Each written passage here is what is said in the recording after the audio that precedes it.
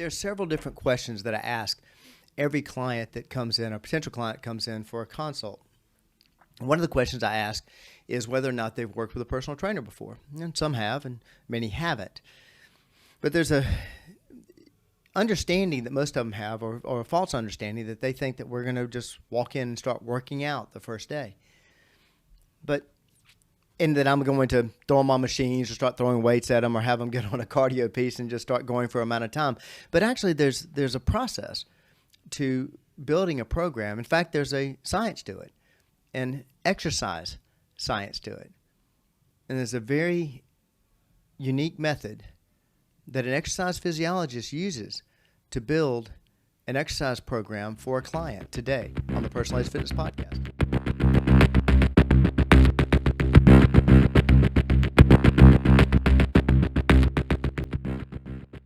Good day and welcome to the Personalized Fitness Podcast. Thank you so much for joining me today. My name is Garrett Williamson. I'm president of Personalized Fitness and the host of the Personalized Fitness Podcast.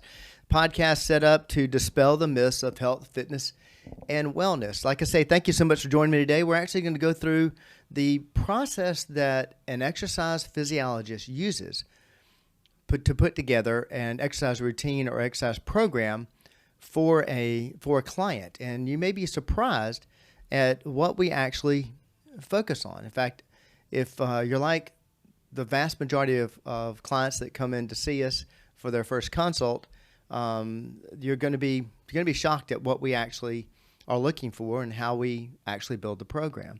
Before we get into it, I want to let you know how to get in touch with the show if you have any questions about this podcast or any others, or if you have a question about dispelling the myths of health, fitness, and wellness. Please reach out to us at, let's see if I can get going this morning, at area code 251-278-3343. That's 251-278-EDGE. You can also reach me at Garrett, Garrett, at personaledgefitness.com. Personaledgefitness.com, of course, is our website. Personal Edge Fitness is our Facebook page. Hit us up on X at Team PE if you so desire. I've realized that there's several little phrases that I use on the show, and I've said this on many podcasts, and of course this is yet again I'm saying that I've said this on many podcasts that I've been doing this. I've actually been a personal trainer for 32 years now. I have a bachelor's degree in exercise science. I have a master's degree in health fitness management, and so does my staff. All of our staff members here at Personal Edge, for our 24-year history, all of our staff members have possessed, at minimum, a bachelor's degree in the field of either exercise science, exercise physiology, kinesiology, sport medicine, or athletic training. And those last two fields are actually rehab fields because we do a lot of prehab, rehab, and post-rehab work. But why? I mean, it sounds great. It's impressive. It's great for the brand. Marketing it's fantastic for marketing. But why would I go so far as to have a requirement that every staff member has a bachelor's degree in one of those fields? Well, I want the best. I mean, first and foremost, I want the best. And I want the best has to have not only the personality to work with clients, because there's several people out there that are what I call educated well beyond their level of intelligence, and just because you're walking around with a degree does not mean you can train. In fact, let me back up a little bit. I've had every year we have trainers call up that are interested in working here. With just one young gentleman, nice gentleman, just contacted me 2 months ago. That was interested in working with us, wanted to work in our Eastern Shore location. Even talked about possibly bringing us some clients. And I asked him about how long he was in the field. Well, it was a side job, and he had just gotten his weekend certification. Now, I call it a weekend certification because most of these personal training certifications you can get through a weekend's worth of work, if that. You can actually get some of the certifications you can get within an hour.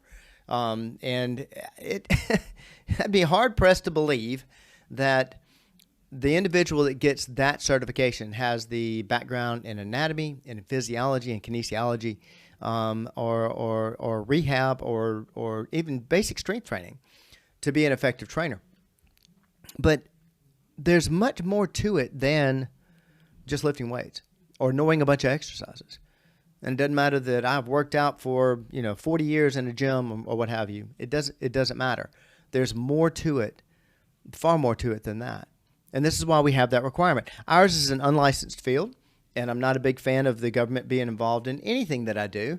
But since it's unlicensed, anybody, any Tom, Dick, Harry, or Jane can call themselves a personal trainer, and that's true. So in order to maintain that brand, in order to maintain the quality of service that we have for the last 24 years here at Personal Edge Fitness, we have always required that degree, and it's bode well for us. As you've heard the numbers before, average tenure of a personal training client nationwide is 18 months. Average tenure of a Personal Edge personal training client is 5.7 years. The average tenure, this is a surprising fact that most people don't know, the average tenure of a personal training career. I'm going to be a personal trainer. I'm going to work as a personal trainer. This is going to be my job. This is going to be my career. I got my certification. I'm ready to go. I've even got my degree, and I'm ready to go. Average tenure of a personal training career, according to IRSA, and that's the largest association we have in health, fitness, and wellness, is 2 years. The average tenure of a Personal Edge staff member is 7 years. And why? Well, of course, we do things a little different. And a lot of it boils down to, how do we set up a program for a client? And I've never talked about that before, so I'm going to dive into it today. There are several steps we go through, and you're going to be surprised. I'm sure you're going to be surprised. Of course, first thing we do, and with our new app, with our new Pledge app, we actually have, before somebody comes in for a consult, we have them fill out the survey that we produce for our app, because it tells us a lot of information about them. When you may be thinking it's like a regular health risk appraisal, something we've used for years, HRA. Their height, their weight, their blood pressure, what are your top 3 goals, and that's about it. Maybe you go so far as to, what injuries do you have or what have you. And those are what we call people's X's and O's. That's kind of the basics, the very basics. Our survey goes deeper. We're interested in knowing more about your lifestyle. We're interested in knowing more about your mindset. We're more interested in knowing a lot more about you, because that's where we kind of start to really build a program. We see the same problems in exercise programs and exercise prescription as we do in diet prescription. It is a common misbelief that I'll go to a dietitian, hopefully not a nutritionist, that's another weekend certification, but go to a dietitian, and they'll just write me a diet. Here's your diet, and you go eat like this. Well, here's the problem with that, and this is why this rarely, if ever, works, unless it's just for a short amount of time. And if it's scripted for a short amount of time, like our Catalyst program, which is 18 weeks, or our In It to Lose It program, which is 2 weeks, that's a short matter of time. You can plan for it, and you can make it happen for a short matter of time. But this is why I'm going to write you a diet, and that never works. I have had clients after client after client tell me, just tell me what to eat, I'll eat that. Here's the problem. And the same problem happens in exercise, and that is, now you're going to have to change your entire life to fit that diet. What if at lunch you're supposed to have a ham sandwich and you have no access to a ham? You're at a restaurant, they don't serve ham. What do you do now? Well, and most people say, well, that diet failed me. No, you tried to change your life to a diet. Same thing happens in exercise. Somebody can give me those X's and O's. And I actually say this in my consult. Somebody can give me those X's and O's, and I can hand those X's and O's to my entire staff. And I promise you, I tell them to write me a program up for this person. They're going to come in this many days a week. Write me a program. I'm going to get back 10 of the most amazing fitness programs. I promise you. And I guarantee you, I bet my life on it, that if this client were to do any one of those programs exactly as they're written, they would hit their goals. That really is the easy part. That's simple. The problem is, none of those 10 programs may fit this client. And you may say to yourself, yeah, but you know what? Not me. No, I did exactly what you tell me to eat. And as a client of mine told me, I'm a good student. Just tell me what to do, and I'll do exactly that. promise you, you won't. If it doesn't fit your head, I promise you, you may force yourself through it, but you're going to quit. You're going to be miserable. Because it first and foremost has to fit your head. And that's the first step we look at. We actually look at the mindset of the client. What do I mean by mindset of the client? Well, I'm interested in how, some folks love exercise. Some people just absolutely love exercise, period. They love to exercise. This is great. This is fantastic. Just bring it on. I love doing this. Then you have people that don't care for exercise. Now, I've had people sit across from me, folded arms. They have to be here, and they have to be here because they've hit some kind of a medical event. They've had a heart attack. They've been told by their doctor that, hey, you need to lose weight or you need to get in shape, or they have an injury. I have to rehab this. Physical therapists see this all the time. Somebody that needs to rehab their shoulder. But they're looking at how many days do I have to come in here because I really don't like exercise. Well, that's the tip of the iceberg. Somebody that may or may not like exercise. It goes deeper than that, though. What if we have this person that loves exercise? Oh, great. That's easy. Fantastic. That person loves exercise. Get going. Consult over. Nope. Goes even deeper than that. I love exercise. Obviously, I've picked a career in it. I still train myself. As I've said many times on the show, there's that little phrase again. As I've said many times on the show, I still race myself. I love racing. I race for Team USA. I'm going to. I can't remember. I wish I had I have an applause button on here, and I wish I knew which one it was. But anyway, I'm going to. I believe it's going to be my 11th World Championship. At the end of this year in August, I'm going to Australia and representing Team USA in the Aquathlon World Championships. At 55 years old, that's exciting, and I never plan to stop. Absolutely love it. So I love exercise, but I don't like training the way my exercise coordinator likes to train. You're going to talk about somebody who likes exercise. I mean, this guy, I think, lives for it. I have one of my exercise specialists. I know for a fact he loves to exercise. He actually played football on scholarship because he liked to train. That was the reason he actually played football. My exercise coordinator, he also played college ball. He played on scholarship. He was roommates with Stetson Bennett. He loves designing programs. I actually have sent him for advanced certifications because he loves it. That's why he's our exercise coordinator. He loves it when I give him a challenge of, hey, this person needs an off-session workout, what we call an extracurricular workout, and but they need some special. They've got some special considerations. He absolutely loves that. He and two of my other trainers love to do. They do dead simmer every year. They do squat tober every year. But that's the kind of exercise that I'm not a big fan of. That's not the kind of exercise I like. I like more of a high intensity. I like I call them a short digestible workouts. I like workouts that are intense, but I can see the end of it when I start.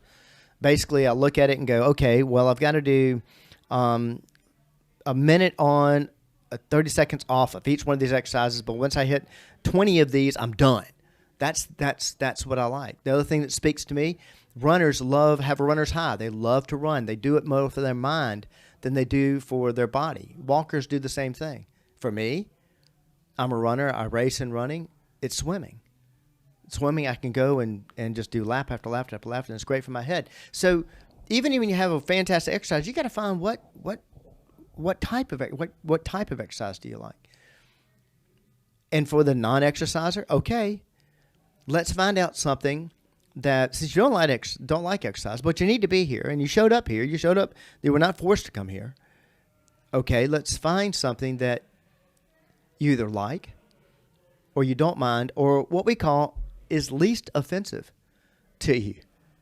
And finding that method is going to be the successful method. Now, you may be thinking, well, Garrett, gosh, just give them the right exercises and they just force them to do it. The death nail to a personal training career is to ever believe that you can make anybody do anything. I promise you, you're going to fail. You will never make anybody do anything. Think about it. Even if you have a gun to your head, trust me, you still got a decision to make. You still are in control. So you've got to find the ways, the exercises, the type of the modality of exercise that works for somebody's head, that makes sense to them, that they're going to not have as much of a challenge, or either not have as much of a challenge to come to the facility and go through, or they're going to just really love. They look forward to it. That's awesome. And it all depends on how they're motivated. And it goes deeper than that. Then you've got to look at, how do they like to be motivated? Do they like a cheering squad? Do they like recognition? Do they like, how do they like to be recognized? Do they like the entire facility to be excited about it? Do they like only do they want certain metrics? You know, every 6 weeks I'm going to be measured on this metric. Okay, fantastic. That motivates. Sometimes that doesn't motivate people whatsoever. We have people that train with us, have trained with us for years and never stepped on a scale. You may find that ridiculous. And they may be here for weight loss. That doesn't motivate them. So it's got to be what works for their head. Next step. Okay. What about your lifestyle? This happens in January. Oh man, I'm gonna start a fitness program. I'm gonna dive headfirst into it, and I'm gonna work out 5 days a week for an hour. I'm gonna go at 5 a.m. This is not foreign to any of us. This thought process, I'm sure. Some of you have probably been through that. I saw my Facebook feed in January, and it's a good friend of mine from high school, and he had posted, "Up here at 5 a.m. with the hard workers," and I was thinking, wow, I know that guy. I don't think he's ever seen 5 a.m. in his life. I wish him well. I hope it works great for him. But too many times you do something like that and you realize it doesn't fit your lifestyle, or because what we do is lifestyle modification. They're not really wanting to desire to change their lifestyle that much. Maybe temporarily. And we're more than glad to accommodate that, but not for long term. You also may be thinking, "Hey, I'm gonna train for a marathon." Great. I'm gonna go out and do 10 miles. Then I'm gonna do. We'll go from walking to to doing a mile to 3 miles to 5 miles to 10 miles to 14 to 12, whatever. Okay, great. Do you have a job? What time do you get off work? Do you have any responsibilities outside of it? Do you have a spouse, girlfriend, boyfriend? How about kids? You have other commitments? Are you on a board? Are you a member of your church? Are you a deacon or something? What are your time commitments? Because writing up that great program and then looking at a schedule that is in no way going to give you enough time to do that training program. That's a recipe for failure. You may have that desire. You may have that desire and think all I've got to commit to it is I've got an hour 4 days a week that I can commit to it, or I've got a half hour 7 days a week, or whatever that I can commit to it. Okay, now we need to reshape your program. Even if we're going to train for a marathon, we're going to do it anaerobically instead of aerobically. Anaerobic is without oxygen. Aerobically is with oxygen. Aerobically is what you think of in cardio, that you can run at about 70% of your max in an aerobic program to get the same results as you do in an anaerobic program. It takes longer, but it's not as hard, not as intense. Anaerobic is sprint, recover, sprint, recover, sprint, recover. Basically, that's the mindset. Lift hard, recover, lift hard, recover, lift hard, recover. High intensity interval training is anaerobic training. And we can use that to train somebody for a marathon. So again, lifestyle has a lot to do with it. Then after that, you got to go back to your X's and O's and look at, modalities. What limitations do they have?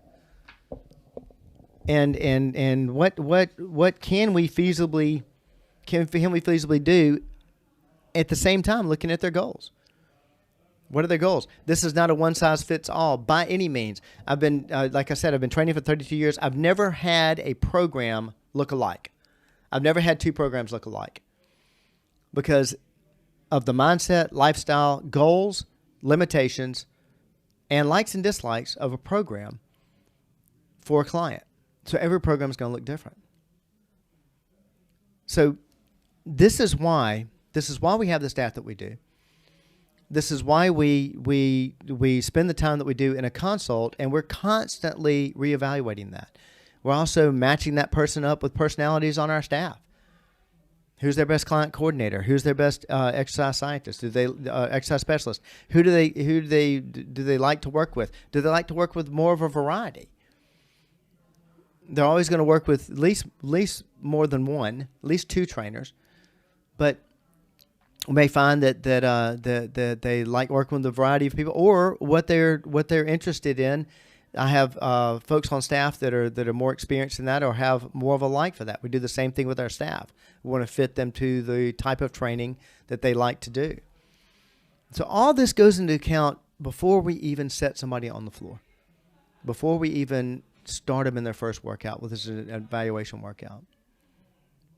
This is why my staff, not only myself, but my staff, has dedicated their lives to, and why it's called exercise science. There is a science to it. There's a big difference in just throwing somebody into an exercise program and actually build one for a client. If you have any questions about this, and if you need help putting this program together, we can either have you, of course, train with us, but through our Pledge program, we can give you coaching, accountability, that survey, and your consult, whether you are in Mobile or if you're in Tahiti. Doesn't matter. If you want that coaching and accountability, check out our Pledge program. Contact me at area code 251-278-3343. That's 251-278-EDGE. You can also reach me at Garrett, Garrett, at personaledgefitness.com. That, of course, is my email address, personaledgefitness.com, our website, Personal Edge Fitness, our Facebook page. Hit me up on Twitter at Team PE.